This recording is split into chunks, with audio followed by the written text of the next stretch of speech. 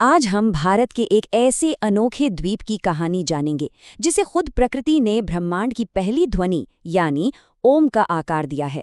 जी हाँ, हम बात कर रहे हैं पवित्र स्थल ओंकारेश्वर ज्योतिर्लिंग मंदिर की।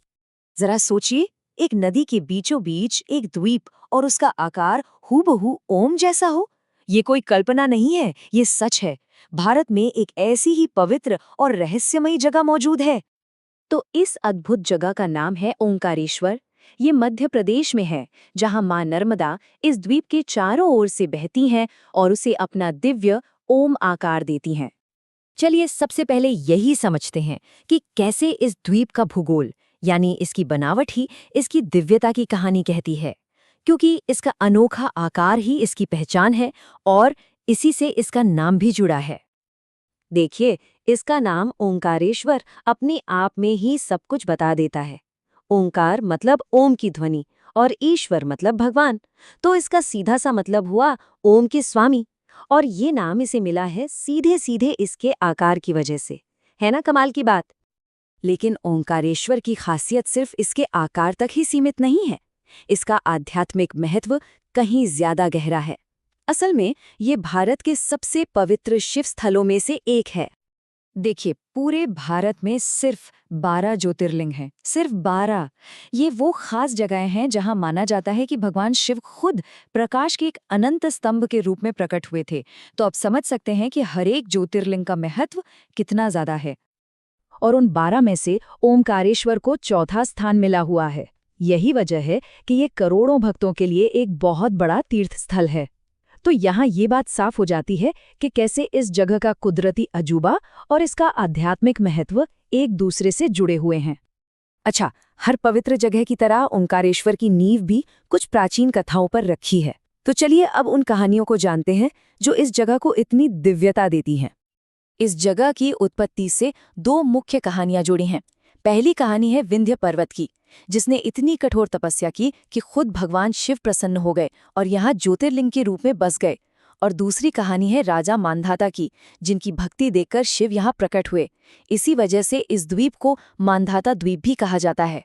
कमाल है, दोनों ही कथाएं हमें भक्ति की शक्ति के बारे में बताती हैं। तो अब आते हैं ओमकारेश्वर की उस सबसे सबसे अनोखी खासियत पर, जो इसे बाकी सभी ज्योतिर्लिंगों से बिल्कुल अलग बनाती है। ये सवाल ही अपने आप में बड़ा हैरान करने वाला है ना, कि एक ज्योतिर्लिंग लेकिन दो अलग अलग मंदिरों में। आखिर ऐसा कैसे हो सकता है? चलिए इस रहस्य को समझते हैं। तो होता ये है कि यहाँ की मान्यता के अनुसार ज्योतिर्लिंग असल में दो हिस्सों में बटा हुआ है। इसका पहला स्वरूप, जिसे ओमकारेश्वर कहते हैं, वो द्वीप पर बने मुख्य मंदिर में है। और इसका दूसरा स्वरूप ममलेश्वर, वो नदी के उस पार दक्षिणी तट पर बने मंदिर में है। इसीलिए कहा जाता है कि तीर्थ यात्रा तभी पूरी होती है जब भक्त एक ही ज्योतिर्लिंग के इन दोनों स्वरूपों के दर्शन करते हैं। सच में ये दिव्यता का एक बहुत ही अद्भुत और अनूठा रूप है। तो आखिर वो क्या है जो इस जगह को सिर्फ एक मंदिर से कहीं ज्यादा एक गहरा आध्यात्मिक केंद्र बनाता है? इसकी आत्मा क्या है?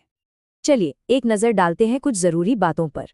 ये पवित्र जगह मध्य प्रदेश में नर्मदा और कपिला नदियों के संगम पर है। यहाँ ओंकारेश्वर और ममलेश्वर दोनों ही रूपों में शिव की पूजा होती है। और महाशिवरात्रि और श्रावण के महीने में तो यहाँ की दिव्यता देखते ही बनती है। देखिए, इस जगह की असली आत्मा 3 चीजों में बसती है। पहली, नर्मदा नदी, जिसे सिर्फ एक नदी नहीं बल्कि एक जीती जागती देवी माना जाता है। दूसरी, ओम की गूंज, जिसे कहते हैं कि यह ब्रह्मांड की पहली ध्वनि है। तो जब एक जीवित देवी और ब्रह्मांड की पहली ध्वनि का संगम होता है, तो ओंकारेश्वर ध्यान और साधना के लिए एक असाधारण रूप से शक्तिशाली केंद्र बन जाता है। और यहाँ की जो स्थानीय मान्यता है, वो इस पूरी यात्रा के सार को बहुत खूबसूरती से बयां करती है। ये सिर्फ एक घूमने फिरने की यात्रा नहीं है, ये एक आध्यात्मिक खोज है। नर्मदा में स्नान करना पापों से शुद्धि का प्रतीक है और दोनों मंदिरों में दर्शन करना मोक्ष और भगवान शिव के पूरे आशीर्वाद का रास्ता खोलता है। तो आखिर में सवाल यही है, क्या दुनिया में कोई और ऐसी जगह हो सकती है जहां भूगोल खुद ओम बनकर दिव्यता को दिखाता हो, जहां प्राचीन कथाएं आज भी आस्था को जिंदा रखती हों और जहां ब्रह्मांड की पहली ध्वनि हवा में गूंजती महसूस हो? सच कहें तो ओंकारेश्वर प्रकृति, आस्था और ध्वनि का एक बेजोड़ संगम है।